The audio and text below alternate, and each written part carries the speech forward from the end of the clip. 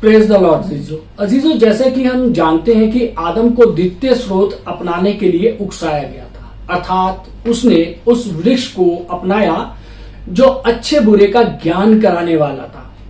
ये केवल कुछ गलती करने का मामला नहीं था, नहीं, ये तो परमेश्वर की आज्ञा का उल्लंघन करने से भी अधिक गंभीर बात थी। अच्छे बुरे का ज्ञान कराने वाला वृक्ष का फल खाने का सीधा सीधा परिणाम यह था कि उसने शैतान को अपने अंदर ग्रहण किया। आदम ने उस वृक्ष की शाखा को ग्रहण नहीं किया, बल्कि उसका फल खाया। फल में पुनः जीवन प्रदान करने की शक्ति होती है। उदाहरण के लिए, जब एक फल का पौधा भूमि में रोपा जाता है तो वो पौधा बड़ा होकर उस फल का वृक्ष बन जाता है। मेरे अजीजों, आदम भूमि अर्थात मिट्टी था। जब उसने ज्ञान के वृक्ष के फल को भूमि या मिट्टी के रूप में अपने अंदर ग्रहण किया तो उसने सीधे सीधे शैतान को ग्रहण किया, जो उसके अंदर पनपता चला गया। यह कोई मामूली बात नहीं है। बहुत कम मसीहों ने इस बात को महसूस किया है कि आदम का पतन किस प्रकार हुआ। शैतान का फल आदम में उसी प्रकार बोया गया जिस प्रकार हम भूमि में बीज बोते हैं। इस प्रकार शैतान आदम में पनपता गया और उसका हिस्सा बन गया। मेरे अजीजों, अब हमें इस बात को जानने की आवश्यकता है कि आदम ने शैतान को अपने शरीर के किस भाग में ग्रहण किया। शैतान आदम में न केवल उस समय समाया जब वो गिरा हुआ था, बल्कि वह आज भी संपूर्ण मानव जाति में विद्यमान है। वो मनुष्य जाति में किस स्थान पर है, एक प्रश्न है हमारे सामने। मेरे अजीजों, जैसा कि हमने पिछले सरमनों में देखा है कि हम 3 भागों से बने हैं, आत्मा, प्राण और देह। जब आदम ने उस वृक्ष के फल को ग्रहण किया तो वो उसके किस भाग में आया, ये एक प्रश्न हमारे सामने आता है। वो उसकी देह में आया, क्योंकि वो फल उसके द्वारा खाया गया। यद्यपि ये तर्क संगत और समझने में आने वाली बात है, फिर भी हमें पवित्र शास्त्र की सहायता की आवश्यकता है, ताकि यह सुनिश्चित हो जाए कि शैतान का कुछ ना कुछ अंश हमारी देह में है।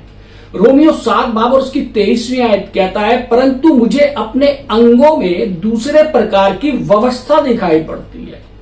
मेरे अजीजों, शब्द दूसरे प्रकार की का अनुवाद किंग जेम्स में इस प्रकार करा है कि भिन्न प्रकार की व्यवस्था, अर्थात अन्य प्रकार के वर्ग की व्यवस्था। आपके पास उसी वर्ग की 3 व्यवस्थाएं हो सकती हैं, अर्थात प्रथम और दूसरे प्रकार की 2। परंतु यहां यूनानी का अर्थ है विरोधाभासी वर्ग। परंतु अपने अंगों के माध्यम में एक प्रकार की व्यवस्था देखता हूं। अंग देह के भाग हैं जो मेरे मन के विरुद्ध युद्ध कर रहे हैं और मुझे उस पाप की दासता के अधीन लाते हैं जो मेरे अंगों में पाई जाती है, अर्थात देह के अंग या भाग। मेरे अजीजों, पाप की व्यवस्था क्या है?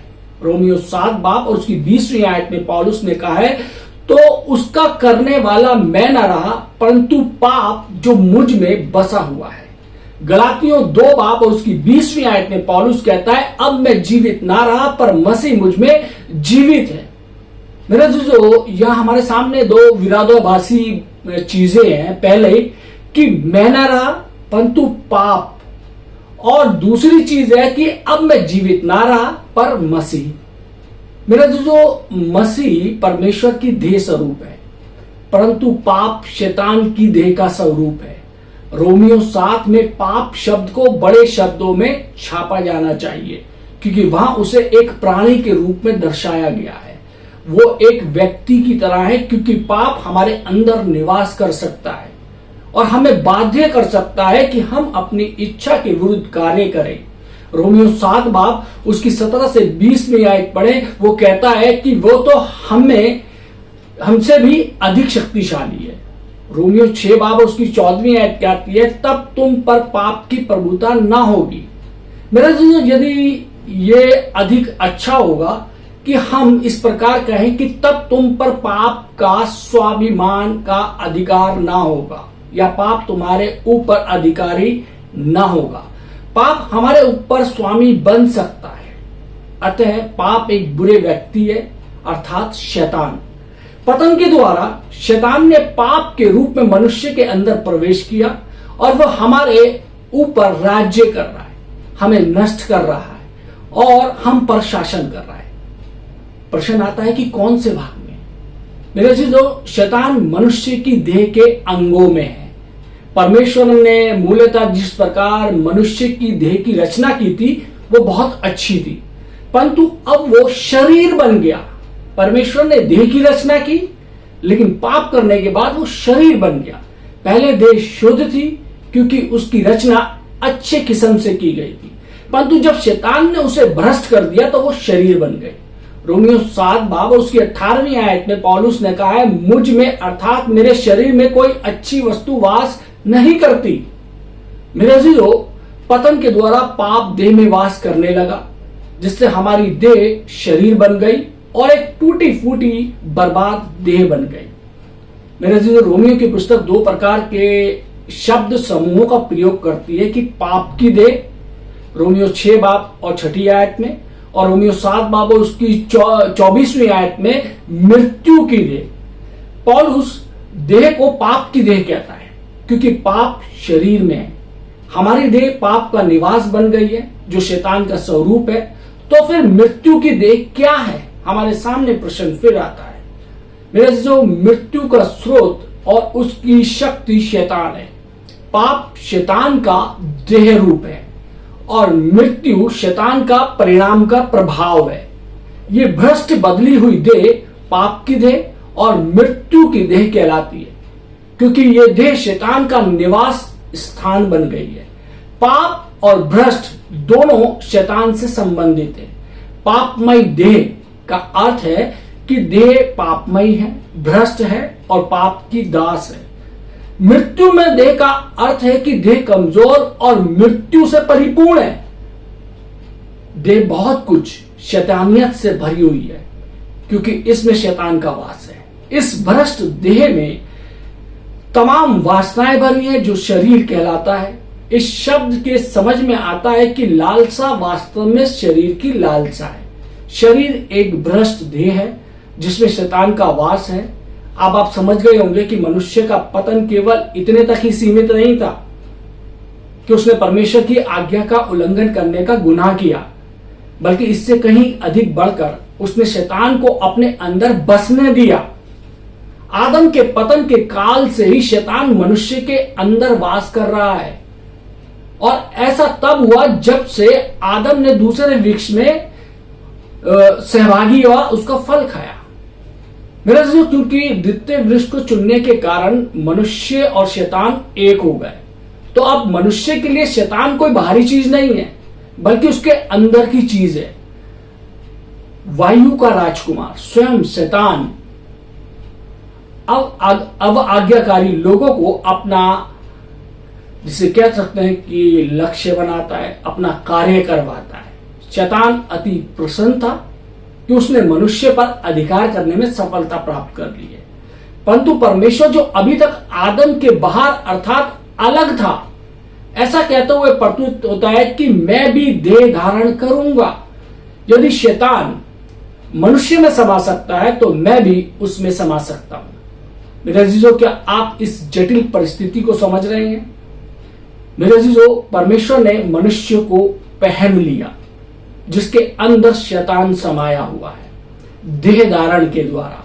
जब परमेश्वर ने मनुष्य का रूप धारण किया तो जिस प्रकार के मनुष्य को वो पहने था वो शैतान के द्वारा भ्रष्ट हो चुका था। जिस समय परमेश्वर ने मनुष्य का रूप धारण किया उस समय मनुष्य शुद्ध रूप में नहीं था, वो तो बर्बाद हो चुका था। पाप के द्वारा, शैतान के द्वारा पूर्ण रूप से भ्रष्ट हो चुका था। रोमियो 8 बाब और उसकी 3री आयत कहता है कि अपने ही पुत्र को पापमय शरीर की समानता में और पाप बलि होने के लिए भेजकर। मेरे जो पापमय शरीर होकर नहीं, जैसे कि किंग जेम्स के अनुवाद में, परंतु पापमय शरीर की समानता में। मेरे जो जब प्रभु यीशु मसीह ने मानव देह को धारण किया तो वो पापमय शरीर की समानता में था। ध्यान से सुनिएगा, जब प्रभु यीशु मसीह ने मानव देह को धारण किया तो वो पापमय शरीर की समानता में था। स्वयं उसके अंदर कोई पाप नहीं था, वो तो केवल पापमय शरीर की समानता में था। पाप तो भ्रष्ट मनुष्य के अंदर था। मेरे अजीजों, प्रभु यीशु मसीह में कोई पाप नहीं था। पुराना नियम इसके खंभों पर पीतल के सांप के लटकाए जाने के द्वारा बताता है कि पीतल का बनाया हुआ सांप एक प्रकार से मसीह था। यूहन्ना 3 बाब और उसकी 14वीं आयत हम देख सकते हैं। जब यीशु मसीह क्रूस पर लटकाया था तो वह सर्प की समानता में एक मनुष्य था।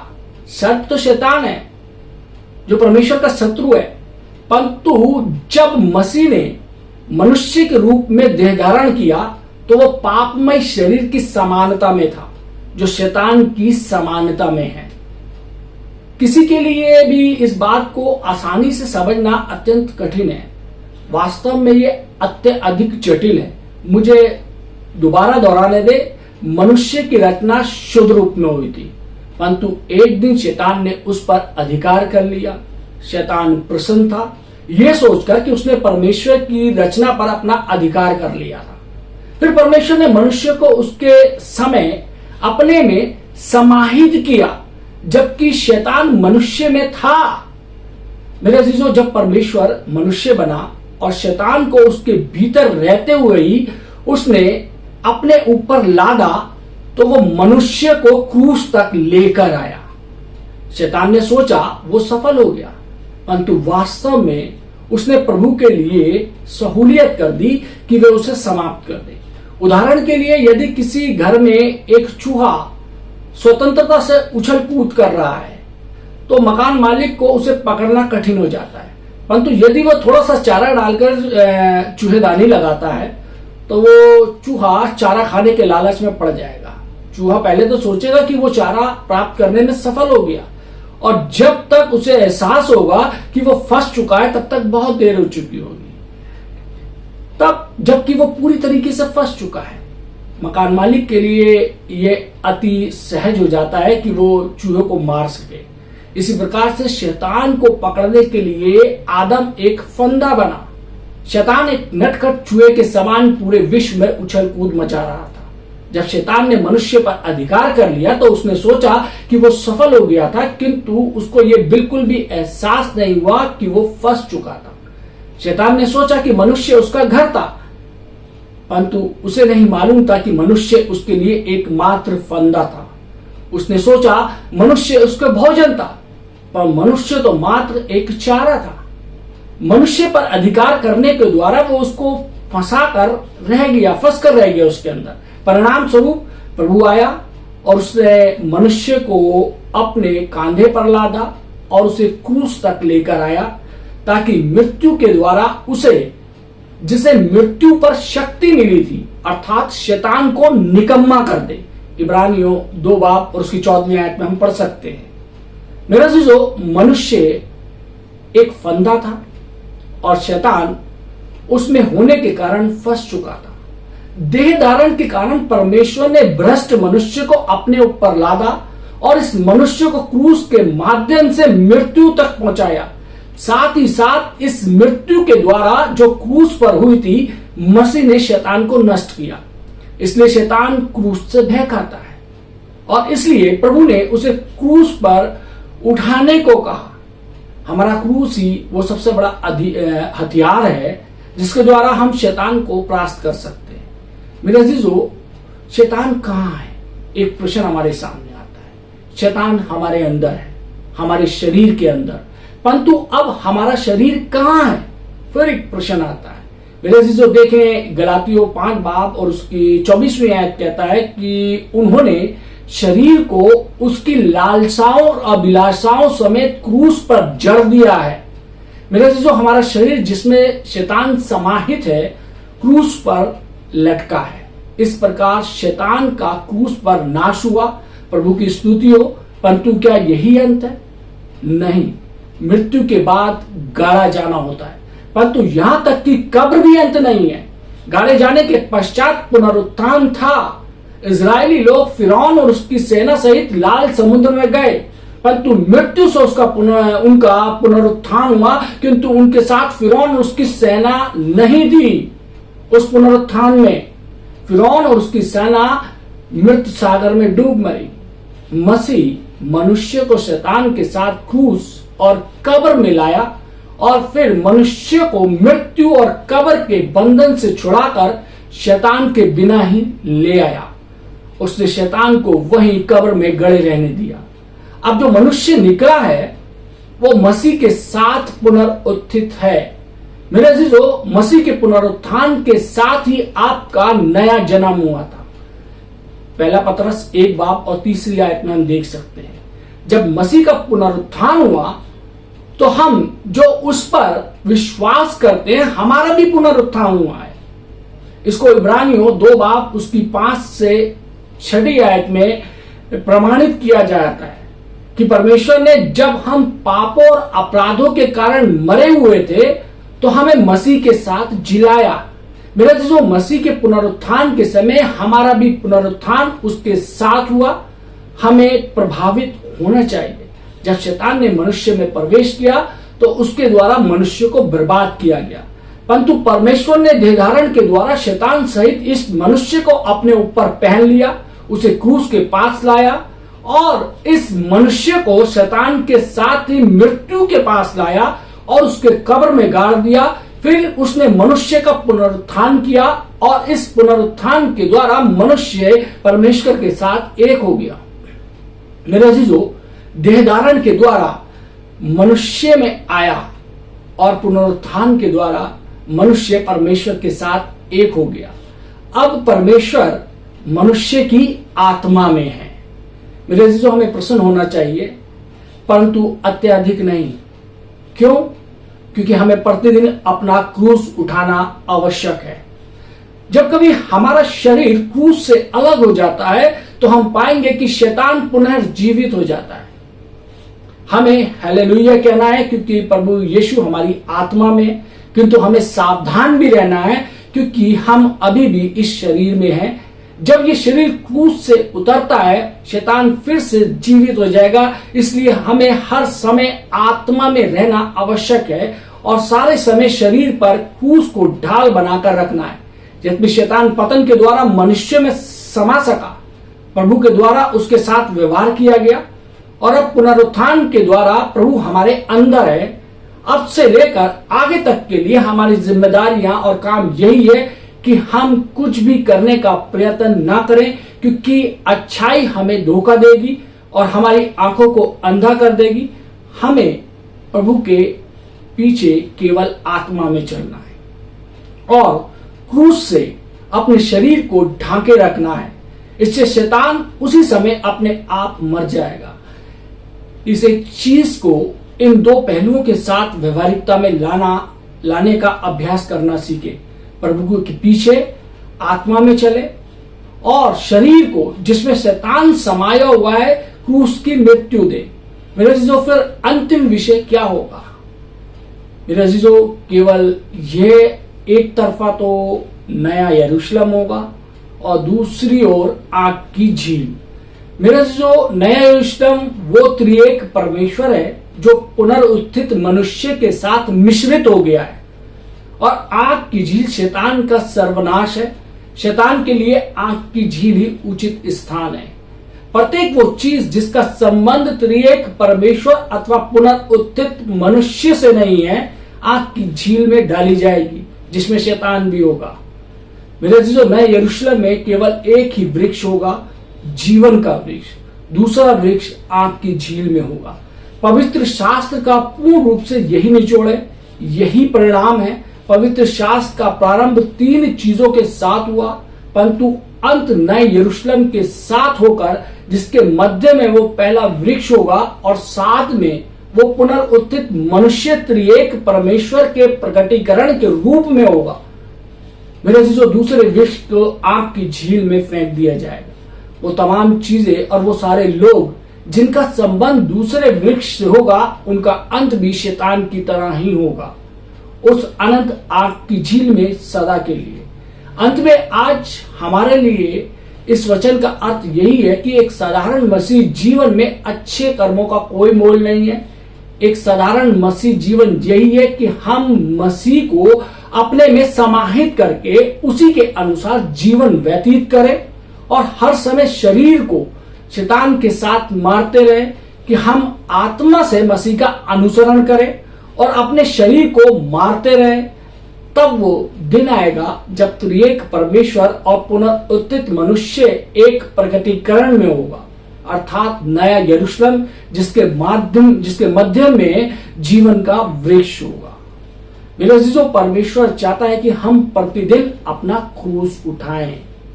वो कहता है जो मेरे पीछे आना चाहता है वो अपना क्रूस उठाए।